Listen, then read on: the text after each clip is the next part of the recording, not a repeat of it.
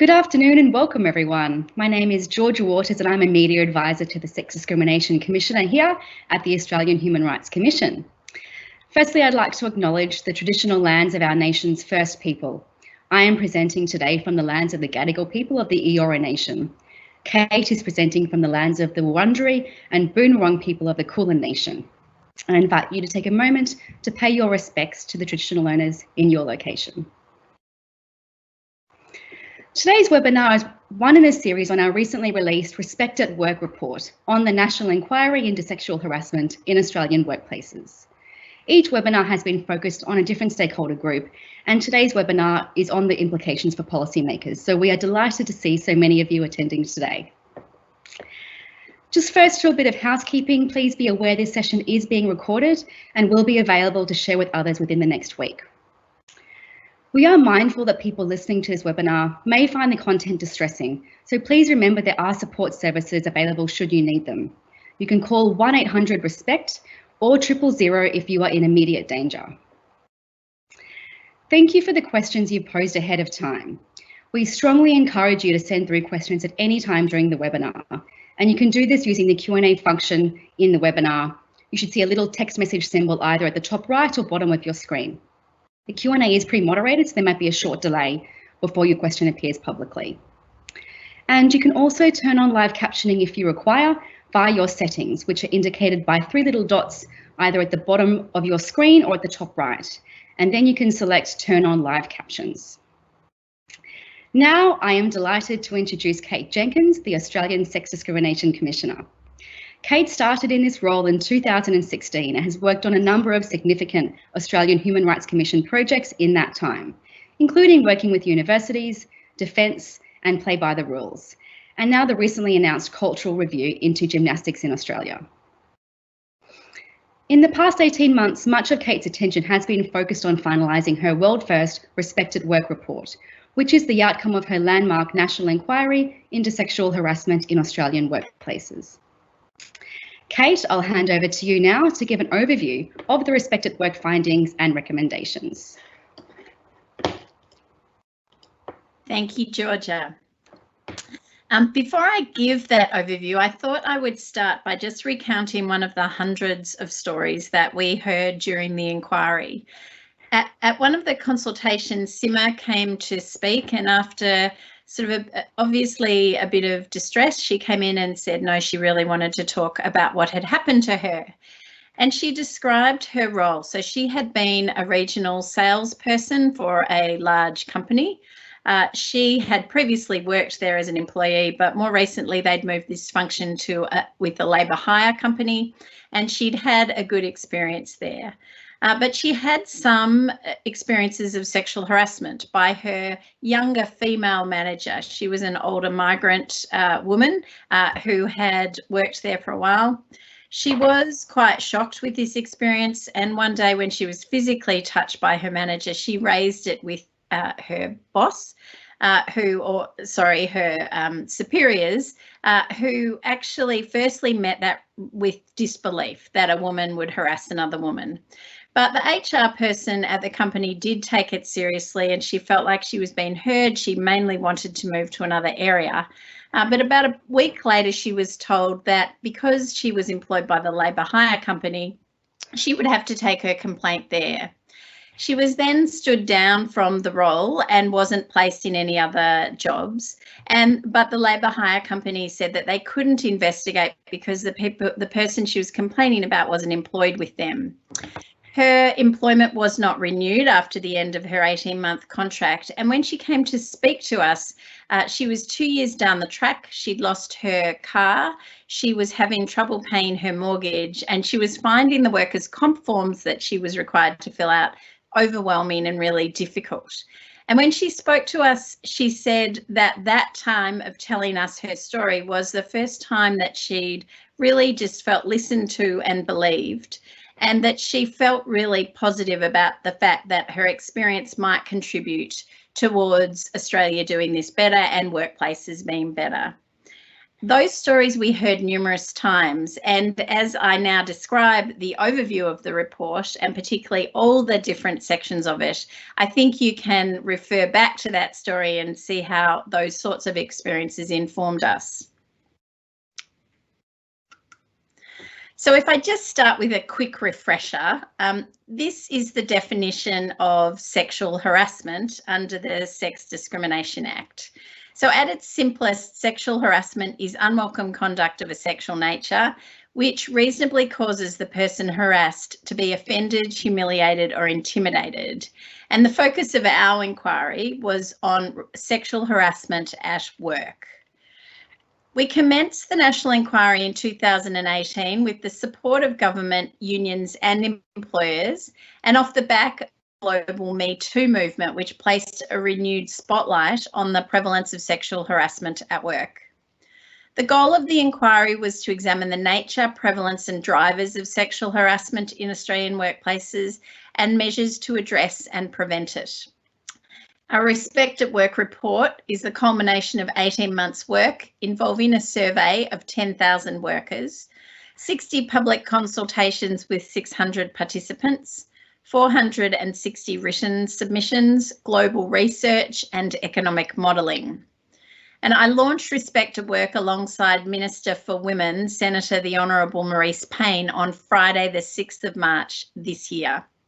Minister Payne and the Attorney General, the Honourable Christian Porter, welcomed the report and said the Australian Government would carefully consider its recommendations. They also underlined that the Government is committed to ensuring Australian workplaces are safe and free from sexual harassment. Many participants in the inquiry shared with me, as did Simmer, their devastating experience of sexual harassment at work and inadequate responses.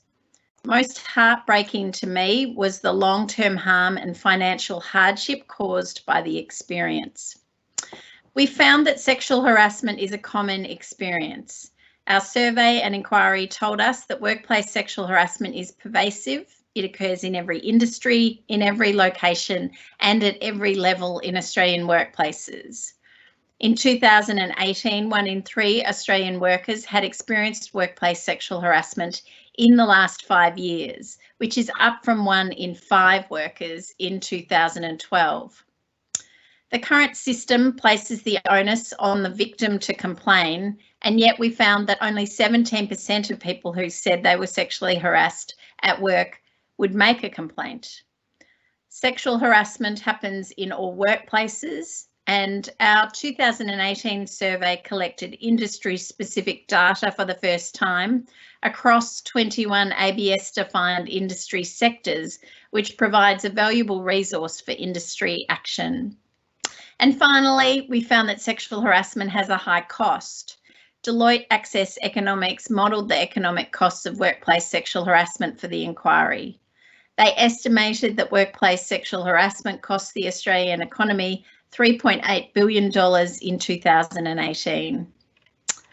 So overall, it became clear that the current system for addressing workplace sexual harassment is complex and confusing for victims and for employers. Our inquiry revealed an urgent need to shift from the current reactive complaints-based approach to one that requires positive action from employers and had a focus on prevention. Our Respect at Work report proposes a new approach which builds upon Australia's existing policies and initiatives through 55 recommendations which fall under 5 key areas of focus. Data and research to deliver useful industry-based information about the nature of sexual harassment and effective responses. Primary prevention of sexual harassment through education, media and community-wide initiatives. A refocused legal and regulatory framework which recognises the mutually reinforcing roles of discrimination, workplace and safety laws. Better workplace prevention and response, which are leader-driven, practical and adaptable. And better support, advice and advocacy for people who experience sexual harassment. For today's webinar, I'll speak briefly to each of these areas, highlighting the recommendations of most relevance to yourselves as policymakers. The inquiry revealed that there are still evidence gaps in our knowledge on sexual harassment. As you know, a lack of hard evidence impedes effective policy making. We made some recommendations designed to improve the evidence. Australia has the unique benefit of 4 national surveys conducted approximately every 4 years since it was first established by Commissioner Goward in 2003. We recommended that the Commission continue to conduct a national survey every 4 years, with further refinements to collect detailed industry data across population groups and capture experiences across different population groups. This data would allow us to identify trends over time, assess the effectiveness of our responses, and develop further evidence-based policy interventions. We also recommended that agencies which handle workplace sexual harassment matters agree a de-identified data set relating to workplace sexual harassment, creating a coordinated system of annual reporting on workplace sexual harassment metrics and establish formal information sharing and data exchange arrangements. Such data would help with further efforts to model the economic cost of sexual harassment as well. Lastly, we recommended a national sexual harassment research agenda be developed to identify priorities for sexual harassment research and contribute to a national evidence base on sexual harassment. And we recommended Anne Rose undertake or develop that agenda. Primary prevention refers to initiatives that target the whole population and aim to transform the key drivers of violence against women, including sexual harassment, so that the violence or harassment does not happen in the first place. To be effective, primary prevention needs long-term sustained effort and a high level of leadership and political will. I want to highlight 3 of our recommendations in this space. Firstly, we recommended that all Australian governments have gender equality strategies that include sexual harassment as a key area for action and investment, and recognise that sexual harassment is driven by gender inequality and is a form of gender-based violence. Currently, many states and territories have plans for the prevention of violence against women, but most of these plans do not include any specific actions to address sexual harassment. We also recommended that government strategies in this space be based on the Change the Story framework for the primary prevention of violence against women and children. This framework underlines the importance of recognising and shifting the gendered drivers that underpin violence against women, including sexual harassment, and of promoting gender equality.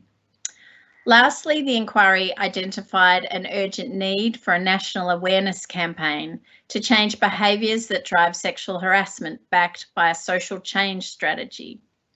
This should include targeted initiatives focused on populations at higher risk of sexual harassment, including those who experience intersectional discrimination.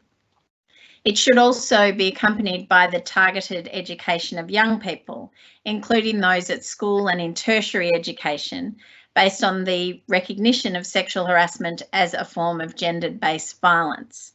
And we recommend that Our Watch can assist with many of those recommendations. As many of you will be aware, the 3 main legislative schemes that regulate sexual harassment in the workplace are the anti-discrimination laws, the Fair Work system, and work health and safety laws. Our inquiry concluded that the interaction between these 3 schemes is confusing and sometimes inconsistent for workers and for employers. However, we found that there are significant benefits to each of these regimes, which are well recognised across Australia. So our recommendations are designed to strengthen and clarify these frameworks so that they can work in a complementary and mutually reinforcing manner. We found that the Sex Discrimination Act, or the SDA, should continue to be the primary piece of legislation regulating sexual harassment at work, and the anchor for consistency across the state and territory Equal Opportunity Acts and Fair Work and safety regimes. We identified a range of enhancements required to make the SDA and the Australian Human Rights Commission Act better suited to contemporary work experiences. These enhancements include clarifying that the SDA covers all people in the world of work, including those who are paid, unpaid and self-employed, and state public servants. Expressly prohibiting sex-based harassment and prohibiting creating an intimidating, hostile and humiliating or offensive environment on the basis of sex. Extending liability to those who aid or permit another person to sexually harass a person. Empowering the Australian Human Rights Commission to inquire into systemic unlawful discrimination, including systemic sexual harassment. We've also recommended that a positive duty be introduced to the SDA. The positive duty requires all employers to take reasonable and proportionate measures to eliminate sex discrimination, sexual harassment and victimisation as far as possible, and would be accompanied by functions for the Commission to assess compliance with the duty and enforcement. We observed during the inquiry that many large employers assumed such a positive duty already exists, as it does in Victoria. We also recommended that a workplace sexual harassment council be established and funded to improve coordination, consistency and clarity across prevention and response activities. Council membership would include delegates from the Fair Work Commission, Safe Work Australia, workers' compensation authorities, human rights authorities, employer associations, unions and the Fair Work Ombudsman.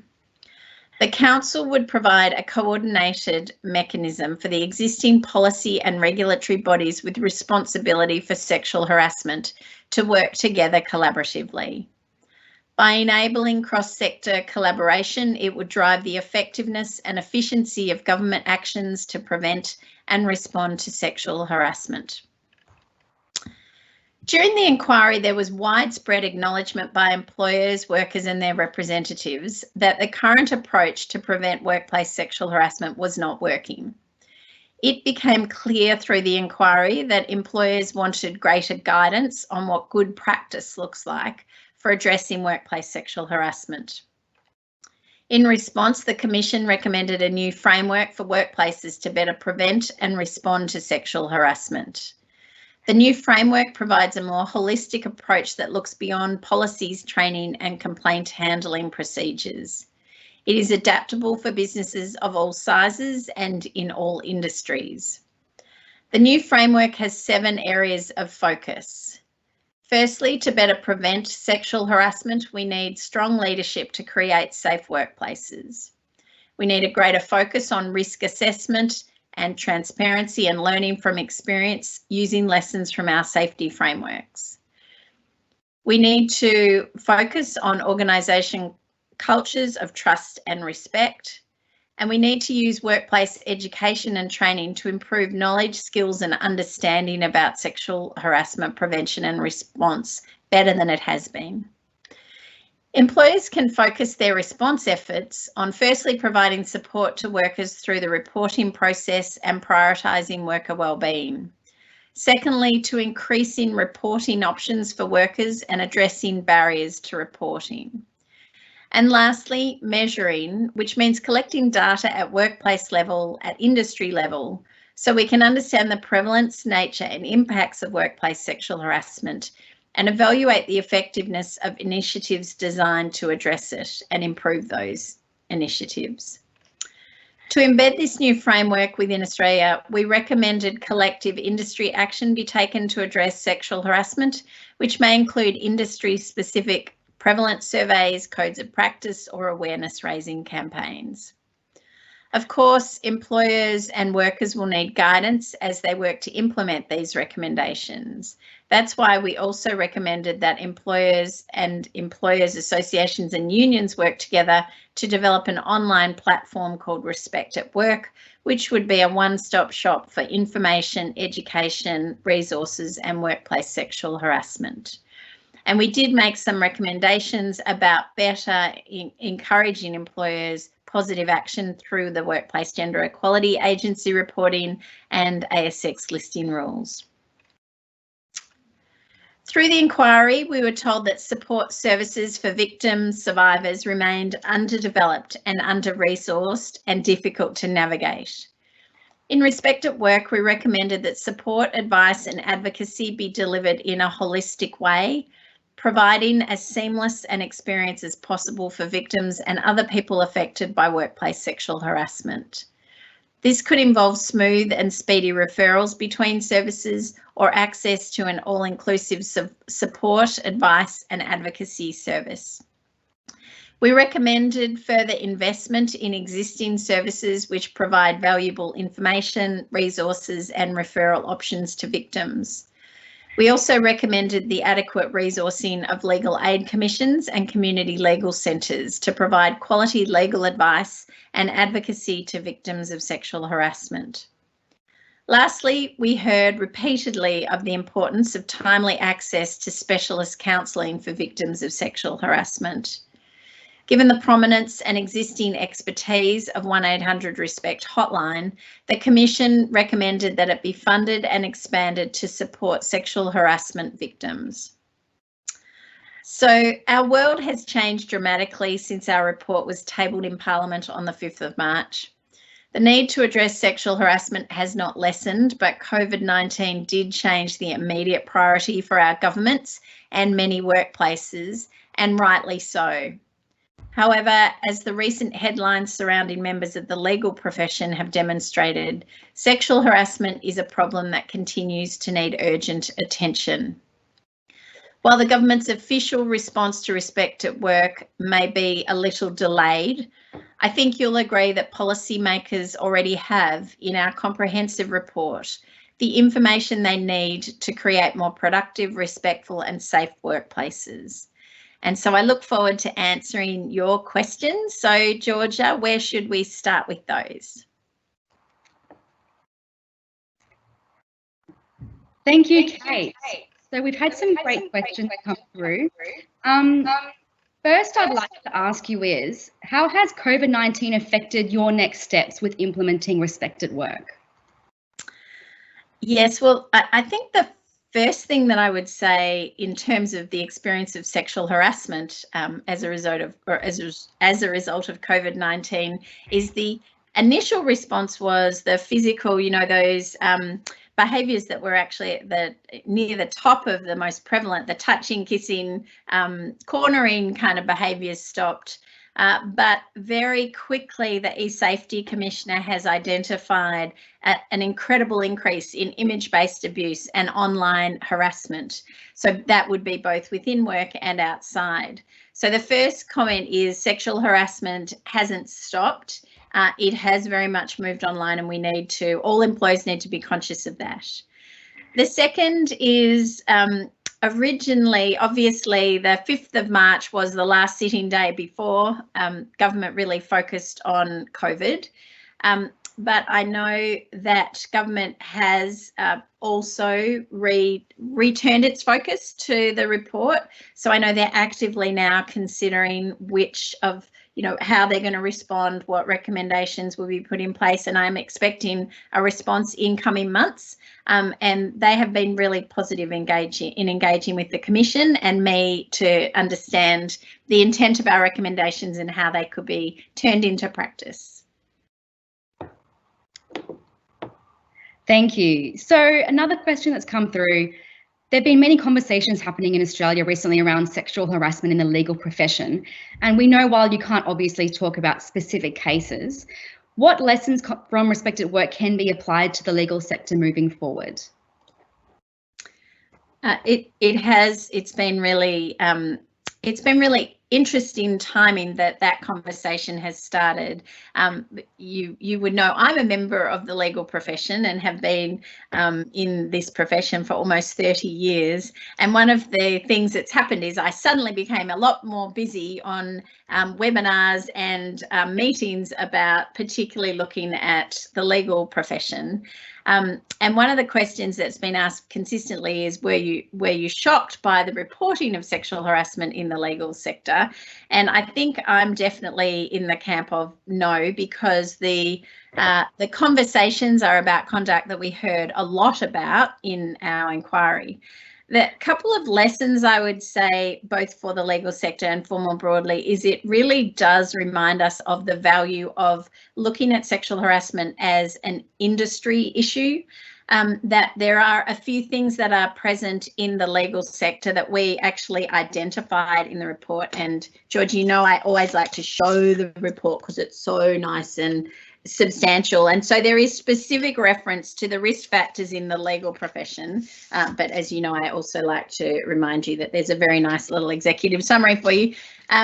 So the sorts of risk factors, just to name a few in the legal profession, are still very much dominated by men at the top, very much a hierarchical system that relies for both training and work on the sort of personal referral of other people.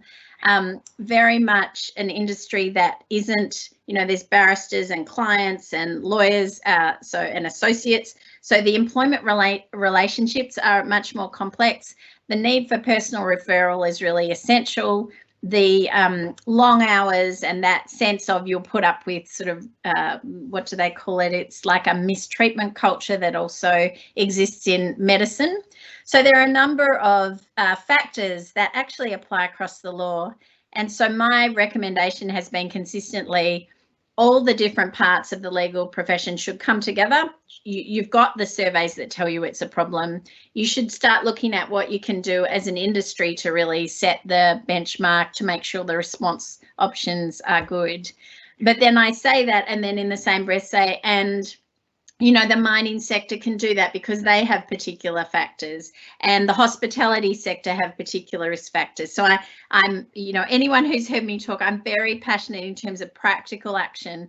The universities have worked together really effectively. So when you work as an industry, you stop focusing on, you know, this idea that it's one bad man or one bad company, and you realise this is a systemic issue, and we really need to, particularly for our young people, change that story. Thank you very much. So our next question is, how can men most effectively join the fight against sexual harassment, and what are some of the pitfalls that they possibly need to watch out for? That was one of the things during the inquiry that a little way in I realised men were not engaging in the inquiry. They, whilst managers and, you know, some men attended, certainly some victims attended, but to a lot of, you know, we probably had about a third by the end of our consultation were men.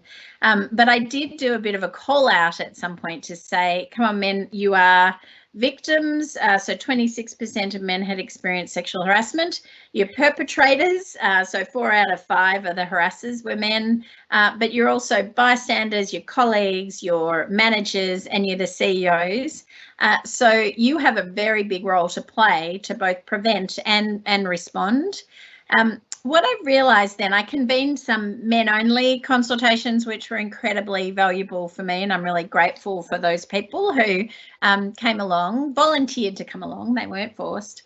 But my conversations with them made me realise that there was confusion about what role men had, if I think as a leader or as a colleague, to speak up, how they should do that. I heard from men that, just like for women, there was a view that there's real career and personal repercussions if you do speak up, that, you know, someone who says, hey, that's not okay, actually might find themselves the focus of, you know, being excluded. So that needs to change. But I also found that men I spoke to really did need a different type of education on the issue. And there is some research in the US that really talks about what is better education, and the UN has produced some resources on this. So it talks about the research that says what we might describe as prohibitive education, which is in fact what we've all been doing, which is, here's what sexual harassment is, here's what will happen to you if you do it, here's how you complain if it happens to you, hasn't been having the desired effect. In fact, people come in thinking, you know, you think you're accusing me of sexual harassment, how dare you? And the backlash to that sometimes is more sexual harassment, which is quite shocking because it's exactly the opposite opposite to what's intended, but it has been the ticker box compliance approach. So it hasn't really changed. It hasn't expanded the education. Some of the men I spoke to really weren't understanding. So I did notice a real difference between women's understanding of sexual harassment, which I would say by and large is razor focused. A woman has as a general, I know I'm generalizing, but there is a very clear understanding of the difference between a friendly hug from a friend and a hug from someone, a creepy hug from a boss that you actually don't want to be touching, and that idea of the power dynamic and the role it plays. Men were much more confused by that. So there's a couple of things. One is, if you're a manager or a leader, I think you just need to, this is not something that you send up to HR. The best stories were men and women leaders who would just talk to their staff and say, this is, these are the sorts of things you should expect to be treated well. You can talk to me. So it's really just good management. I would also say try and educate yourself a bit more. Learn a bit more and engage. If you feel like you're unclear in terms of your own behaviour, start asking for that, start looking around. There is a lot of information out there already. So I think men generally have thought this is HR's problem and it's also a woman's problem. And so they're really way behind in terms of their education, but the media's not being kind to them if they're left behind. So I'd encourage them to catch up because it's very much topical now. Thank you. And we've got a really interesting question next. Sexual harassment complaints can take a while to resolve, in which time the working relationship is often irretrievable. For other workplace safety issues, the regulator can often intervene to resolve the issue immediately. You recommended a stop sexual harassment order. Can you elaborate on how that would work in practice?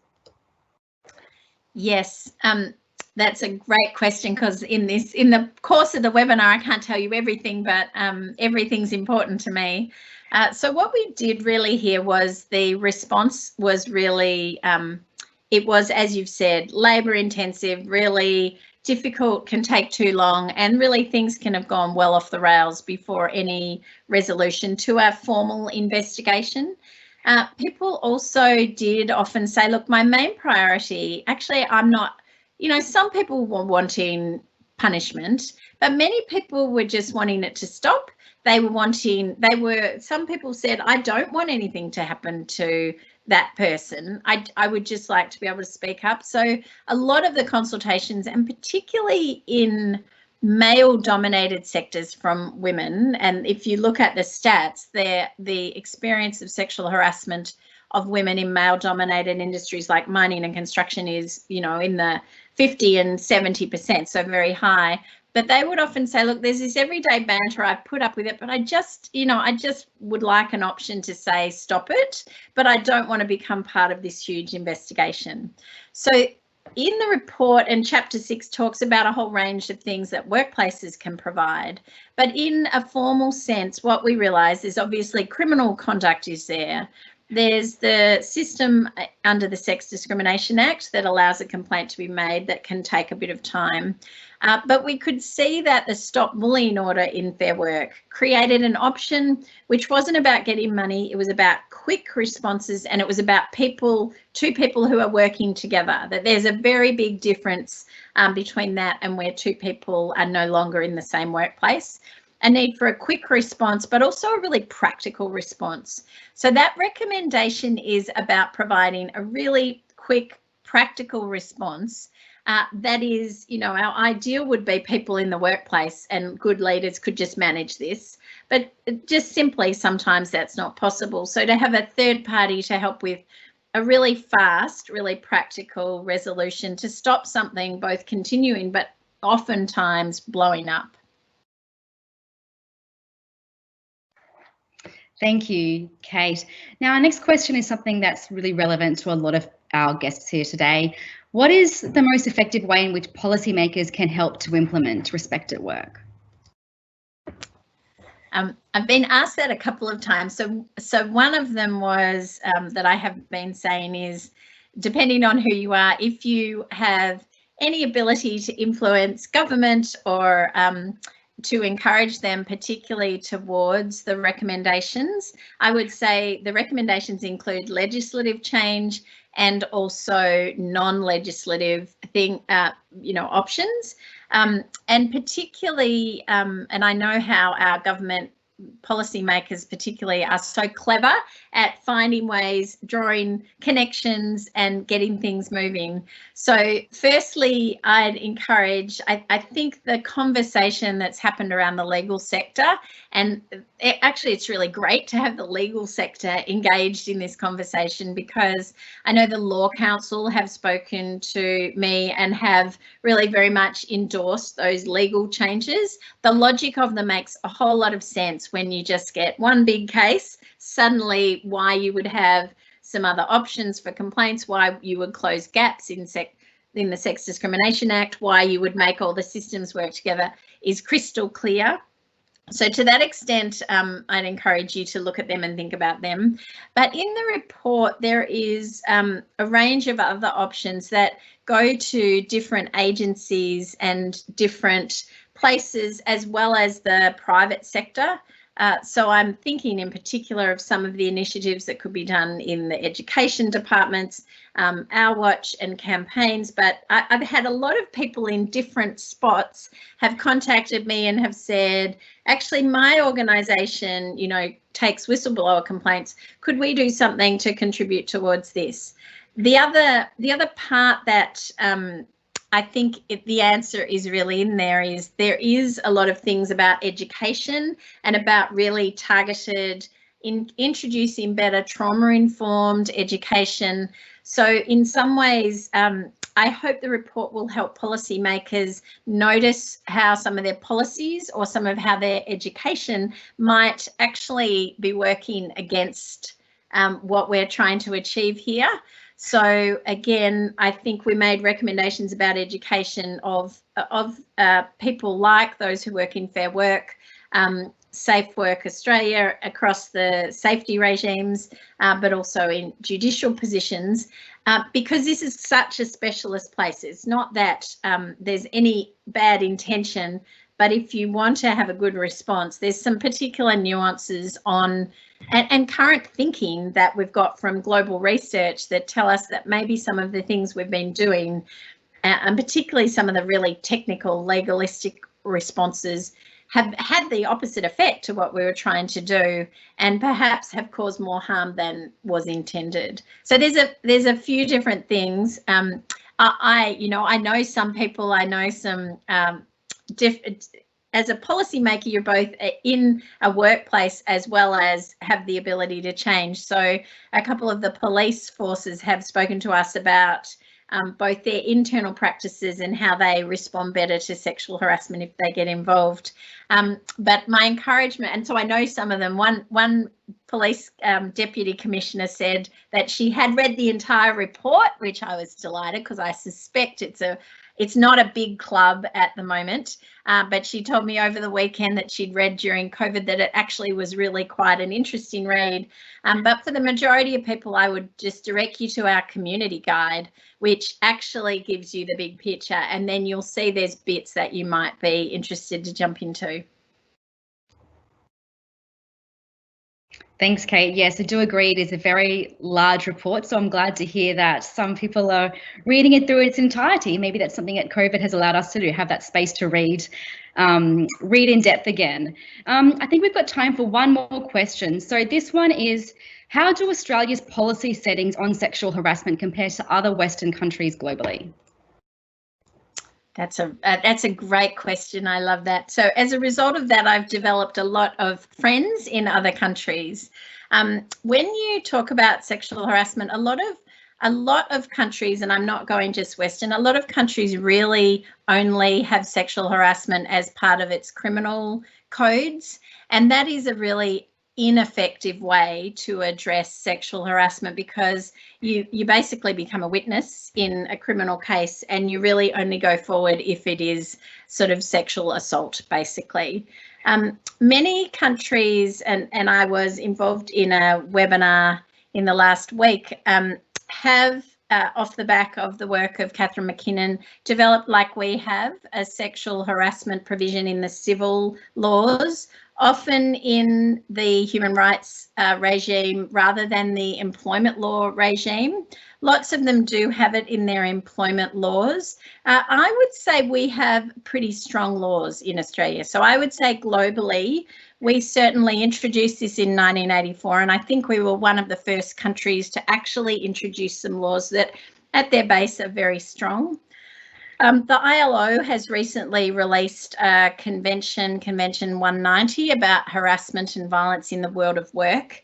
And that convention, I think, has moved the global conversation, and a lot of that has been off me towards a better regulation of sexual harassment, expecting countries that are signatories to start looking more closely at their legal regimes. But I think the interesting thing that did, and that our report found, is that our laws were introduced in 1984, and I was in, I think, year 11 at that point. How work was done then, and by who, what our workplaces look like, were vastly different to March, and even more different to today. And so the ILO Convention and also our report really talks about how we understand what work is, how it's done, what's the implication of the gig economy, casual work, really temporary visa holder work. And I think if I look forward, whilst we have made recommendations about being really clear about the broader understanding of work, some of our states in Australia and some other countries prohibit sexual harassment in all areas of public life. So we heard a lot about street harassment, we know, at universities and on public transport, as well as in workplaces.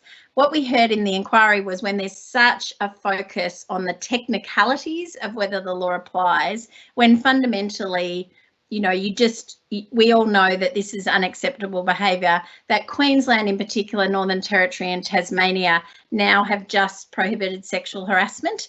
And what I heard was it makes just the freedom, if you want to complain, so much better. So particularly in Queensland, I heard of if you're you're at a road construction, you're the person who holds the kind of lollipop sign, you're employed by a labour hire, the person in the car's not got any employment relationship, it sort of made your brain explode. But if you were harassed, we as a country would say, you're at work, you're being harassed, it shouldn't happen. So that's my future thought. But I'd say we've got good laws, but we are part of a global conversation. That's been one of the great privileges of this work, is to realise both it's a problem, but also we're contributing to global solutions. Thanks, Kate, and thanks to everyone who has sent in those questions. It's been really interesting.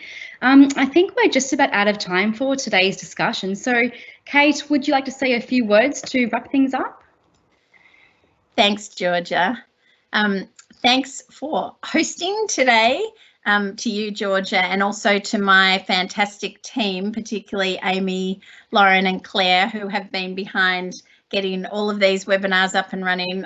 Just amazing. And thank you also to everyone who's joined today. I'd really appreciate if you would help promoting and implementing Respect at Work.